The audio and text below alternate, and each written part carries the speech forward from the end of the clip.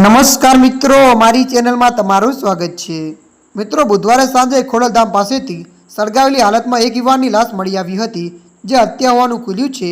સાથે સંગમદોની ઓળખ થઈ જતા હત્યાનો ભેદ પણ ઉકેલાયો છે। હોટલના ધંધામાં પૈસા બાબતે ડખો થતા ભાગીદાર યુવાનની હત્યા નિપજાઈ હોવાનું ખુલ્યું છે। પોલીસ સૂત્રોના જણાવ્યા મુજબ ખોડલધામ નજીક આ હોટલ આવેલી છે।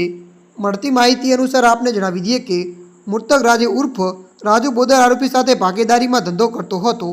Rajkot rural LCB PI V V આડેદરાના માર્ગદર્શન હેઠળ તેમની ટીમે સંગમદોને ઉઠાવી લઈ પૂછપરછ શરૂ કરી છે।